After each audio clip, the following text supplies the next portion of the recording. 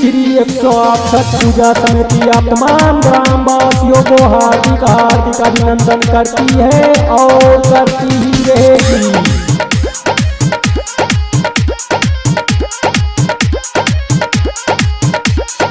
आगे आगे दीनानाथ पीछे पीछे हम सब, आगे आगे दीनानाथ पीछे पीछे हम सब, आगे आगे दीनानाथ पीछे पीछे हम सब, आगे आगे दीनानाथ पीछे पीछे हम सब। अब की भाषा वन में करा बहु ढंग, अब की भाषा वन में करा बहु ढंग। आगे आगे दीनानाथ पीछे पीछे हम सब, आगे आगे दीनानाथ पीछे पीछे हम सब, आगे आगे दीनानाथ पीछे पीछे हम सब, आगे आगे दीनानाथ पीछे पीछे हम सब। ऊपर वाले लड़के से अनुरोध करता हूँ कि इधर उधर ना देखे, कृपया मूर्ति पर ध्यान दें। अगर हमारी आवाज आप तक पहुँच रहा है तो हमारी आवाज को अनसुना ना करें, कृपया ध्यान दें। आगे आगे दीनानाथ पीछे पीछे हम सब,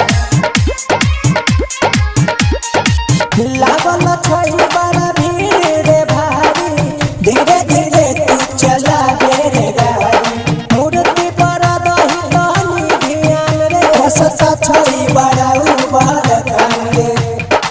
गाड़ी ड्राइवर से अनुरोध करता हूँ कि कृपया गाड़ी धीमी चलाए। लागल छई बड़ा भीड़ रे भारी, धीरे धीरे तू चला रे गाड़ी, मूर्ति पर दही तनी ध्यान रे, रसता छई बड़ा उबर खान रे, रसता छई बड़ा उबर खान रे। संग ही में मिलके करबै सब डांस, संग ही में मिलके करबै सब डांस। आगे आगे दीनानाथ पीछे पीछे हम सब, आगे आगे दीनानाथ पीछे पीछे हम सब। अब की भाषा वन में करबै हुरदंस, अब की भाषा वन में करबै हुरदंस। आगे आगे दीनानाथ पीछे पीछे हम सब, आगे आगे दीनानाथ पीछे पीछे हम सब, आगे आगे दीनानाथ पीछे पीछे हम सब, आगे आगे दीनानाथ पीछे पीछे हम सब, पीछे पीछे हम सब, आगे आगे दीनानाथ पीछे पीछे हम सब,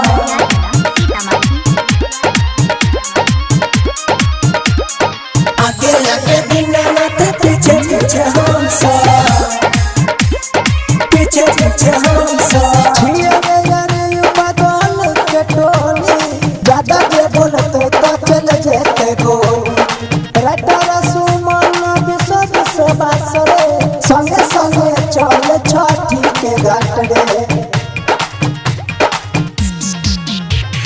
छिए यार बदल के टोली, ज्यादा जे बोलते तो चल जेते गोली, रटरा सुमन विश्व से बासरे, संगे संगे चल छठी के घाट रे, संगे संगे चल छठी के घाट रे। लगा दे जयकारा सब आदम सा, लगा दे जयकारा सब आदम सा।